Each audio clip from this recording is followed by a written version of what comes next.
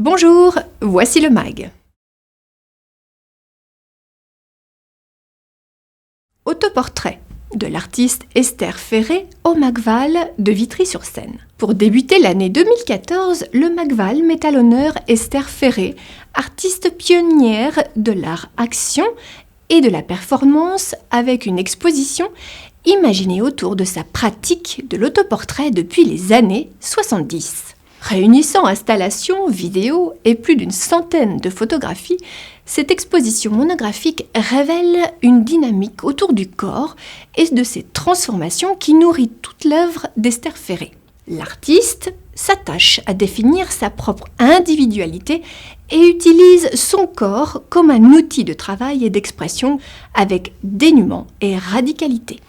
Autoportrait d'Esther Ferré au Magval, c'est jusqu'au 13 juillet 2014.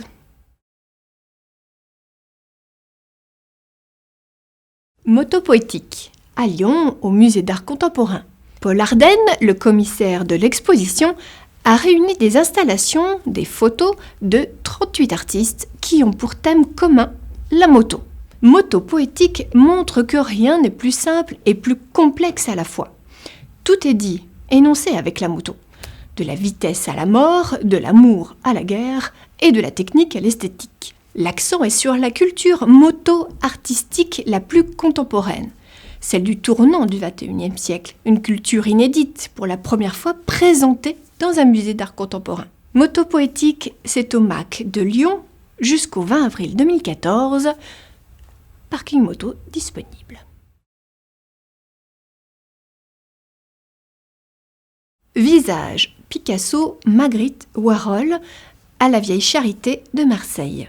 80 artistes, 150 œuvres, peintures, sculptures, photographies et extraits de films ont été choisis pour cette exposition exceptionnelle qui a pour thème la représentation de la figure humaine dans l'art moderne et contemporain.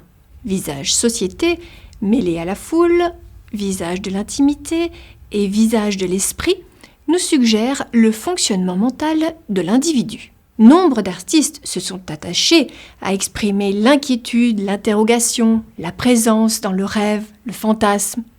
Faut-il peindre ce qu'il y a sur un visage, ce qu'il y a dans un visage, ou ce qui se cache derrière un visage, demandait Picasso.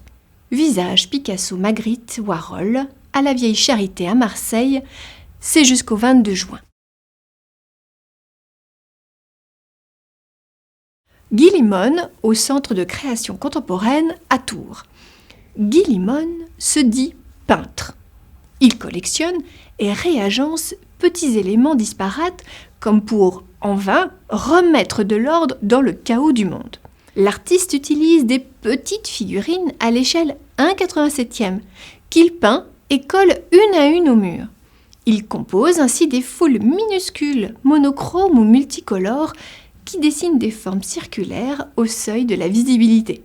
Les statistiques de Guy Limone, c'est ainsi qu'il nomme cette série d'œuvres, redonnent l'humanité et sensibilité de cette abstraction des chiffres, replaçant l'individu à sa place au sein d'un corps social irreprésentable. Les statistiques de Guy Limone mobilisent également la réflexion sur la couleur, l'une des grandes préoccupations de l'artiste que l'exposition met en lumière. Les statistiques de Guy Limone, 1/87 au Centre de création contemporaine à Tours, c'est jusqu'au 1er juin. Le MAG, c'est fini, on se retrouve très prochainement pour d'autres propositions d'exposition.